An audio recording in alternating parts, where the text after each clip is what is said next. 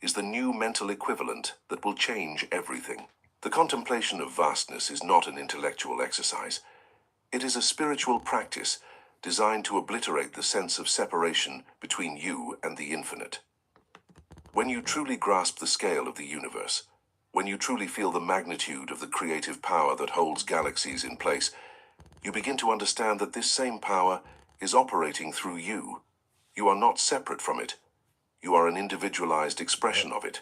And if it can create galaxies, it can certainly create wealth in your bank account, health in your body, and love in your life. The only thing preventing this demonstration is the smallness of your thinking. Holmes also taught that you must become comfortable with the idea of receiving without earning. This is perhaps the most difficult aspect of mental preparation for those who have been raised in a culture that worships hard work and struggle. You have been taught that you must earn everything, that nothing should come easily, that suffering is the price of success. Holmes says this is a lie. The universe does not require you to suffer. It requires you to expand. It requires you to become the mental equivalent of what you desire, and then it gives it to you as naturally as a tree produces fruit. The tree does not struggle to produce fruit. It simply becomes the kind of tree that produces fruit, and the fruit appears. You must prepare your mind to receive easily, joyfully, effortlessly. You must release the belief that struggle is noble and ease is suspect. You must understand that the universe operates on the principle of least resistance, not maximum effort. Water does not fight its way downhill, it flows, and when you align your mental equivalent with your desire, your demonstration will flow with the same ease.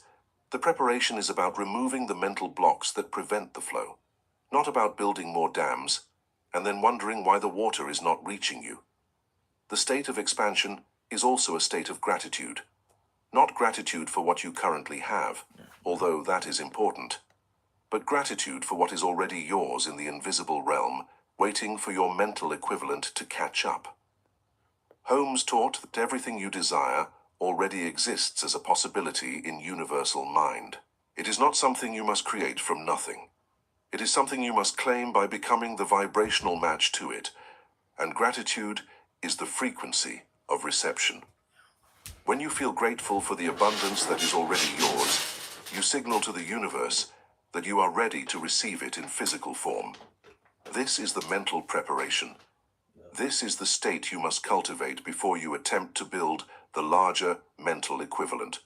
Without this foundation, the techniques will not work. Without this expansion, you will simply be repeating affirmations from a place of contraction, and the universe will respond to the contraction, not the words. Holmes was clear. You cannot trick the law. You cannot fake expansion. You must genuinely become larger, and that requires you to do the inner work of releasing the old identity and embracing the new one. The preparation is everything. The preparation is the difference between demonstration and delusion. Now we move to the execution, the expansion protocol that will take you from theory to demonstration. This is where the abstract becomes concrete, where the invisible becomes visible, where the mental equivalent is deliberately constructed with the precision of an engineer building a bridge. Holmes provided a clear roadmap for this process, and if you follow it with discipline and faith, the results are inevitable. The law does not fail. Only your application of the law can fail. Step 1 is the measurement, the honest audit. You must begin by looking at your life with brutal honesty. Your current bank balance is your current mental equivalent. Your current relationship status is your current mental equivalent. Your current level of health is your current mental equivalent. Do not deny this. Do not make excuses. Do not blame external circumstances. Accept that your outer world is the perfect, accurate measurement of your past thinking. Holmes taught that this is not a judgment. It is simply data. It is the feedback loop that shows you exactly what you have been building in your mind. Most people resist this step because it requires them to take full responsibility. It is easier to blame the economy, the government, your parents, your spouse, your bad luck.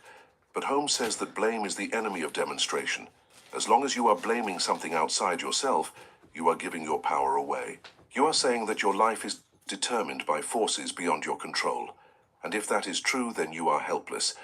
But if you accept that your current reality is the result of your current mental equivalent, then you also accept that you have the power to change it.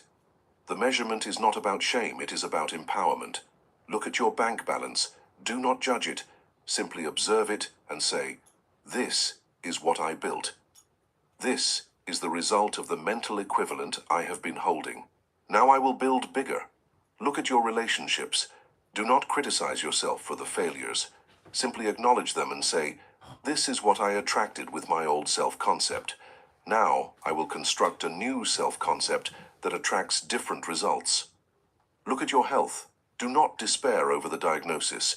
Simply recognize it as the physical manifestation of old mental patterns and declare, "I am now building a new pattern, and my body will respond to the new command." This honest audit is the foundation of all change. You cannot build a new structure on top of an old one without first acknowledging that the old one exists. Holmes taught that denial is not faith. Denial is avoidance.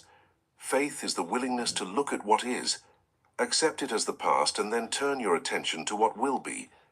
The measurement gives you a starting point. It shows you the size of the container you have been using so that you can consciously choose to build a larger one. Step 2 is the widening, the stretching of the mind. This is where the real work begins. You must mentally dwell in the larger house before you buy it. You must feel the weight of the larger bank account before it appears. You must embody the confidence of the successful person before the success manifests. Holmes calls this providing the mold. The universe is like molten metal, ready to pour into whatever shape you provide. If you provide a small mold, you get a small result. If you provide a large mold, you get a large result. The mold is your mental equivalent, and you construct it through disciplined imagination. Spend 10 minutes a day feeling the responsibility and the normality of your desire. This is critical.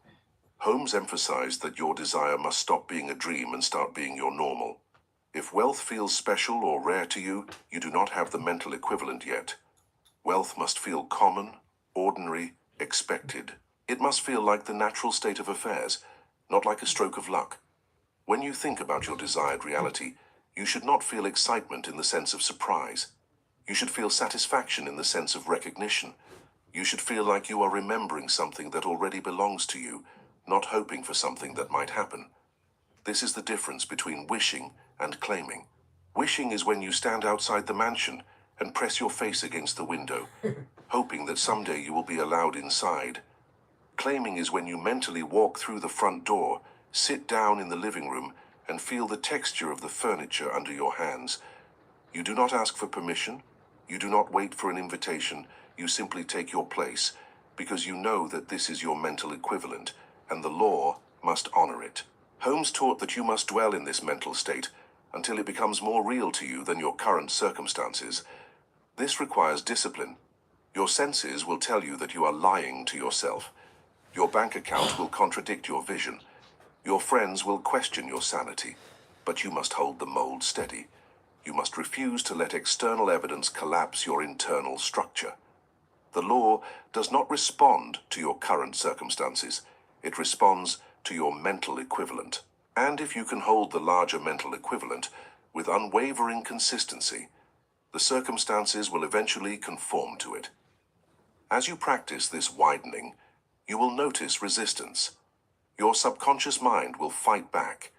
It will say, "This is not real. This is not who you are. This is not what people like you get to have." Holmes says you must override this resistance with conscious command. You must speak to your subconscious mind with authority and say, "I am the thinker. You are the instrument. I am now providing a new pattern, and you will accept it." The subconscious mind is not your enemy. It is simply a servant that has been following old orders. Now you are giving it new orders, and it will obey, but only if you are consistent and firm. The widening also requires you to feel the emotions of the fulfilled desire. Holmes taught that thought without feeling is sterile. It does not impregnate the subconscious mind. You must add the emotional component. You must feel the relief of financial security. You must feel the joy of being deeply loved. You must feel the vitality of perfect health. These emotions are not manufactured. They are accessed by mentally placing yourself in the desired reality and allowing the natural emotional response to arise. When you do this repeatedly, The subconscious mind begins to accept the new reality as true, and it starts to reorganize your behavior, your perceptions, and your opportunities to match it. Step 3 is the embodiment, the acting of the part. This is where the internal work meets the external world. Holmes taught that you must raise your standards in small things to signal to your subconscious that high quality is your new baseline. You are physically widening the pipe. You are training your nervous system to become comfortable with excellence, with abundance, with the best. If you want to live in a mansion, you cannot continue to treat your current home like a garbage dump. If you want to attract wealth, you cannot continue to dress like someone who has given up. If you want to be treated with respect, you cannot continue to tolerate disrespect in small interactions. Eat off the best china. Wear your best clothes at home. Treat yourself as if you are already the person you are becoming. This is not about pretending, this is about training. You are teaching your subconscious mind that you are worthy of the best, that the best is normal for you, that the best is what you expect. Holmes understood that the subconscious mind learns through repetition and through physical action. When you consistently act as if you are already living at the higher level, the subconscious mind begins to believe it, and it starts to attract circumstances that match the new belief. This embodiment also extends to how you speak. Holmes taught that your words are creative. They are not just sounds, they are commands that shape your mental equivalent. If you constantly say, "I can't afford that," you are reinforcing the mental equivalent of poverty. If you say, "I am not good enough," you are reinforcing the mental equivalent of unworthiness. You must guard your speech with the vigilance of a master. You must speak only words that reinforce the larger mental equivalent. When you are tempted to complain, stop. When you are tempted to diminish yourself, refuse. When you are tempted to agree with limitation, reject it. Holmes also taught that you must act on the opportunities that appear. The mental equivalent will attract opportunities, but you must have the courage to seize them. Many people build the larger mental equivalent and then freeze when the opportunity arrives because it does not look the way they expected. They were expecting a lottery win, and instead they get an invitation to a networking event. They were expecting a miracle cure, and instead they get a referral to a new doctor. The universe delivers through natural channels, and you must be willing to walk through the doors that open, even if they are not the doors you are watching. The embodiment is the final piece of the expansion protocol. It is the bridge between the invisible and the visible. It is the moment when your mental equivalent stops being a private fantasy and starts to become a public reality. Holmes taught that this is the most exciting phase, because this is when you begin to see the evidence. The law is responding. The universe is rearranging. The demonstration is unfolding. And all of it is happening because you dared to expand your mind beyond the boundaries of your past. Now we must address the fatal mistakes, the hidden sabotages that crack your container and let all the power leak out. Holmes understood that most people fail not because they do not know the principles, but because they violate them unconsciously. They build the mental equivalent with one hand and destroy it with the other. They expand in the morning and contract in the evening. They claim abundance on Sunday and accept poverty on Monday. This inconsistency is the death of demonstration. The law cannot fill a fluctuating mold. It creates a mess. The first fatal mistake, and the one I promised to reveal in part 1, is false humility.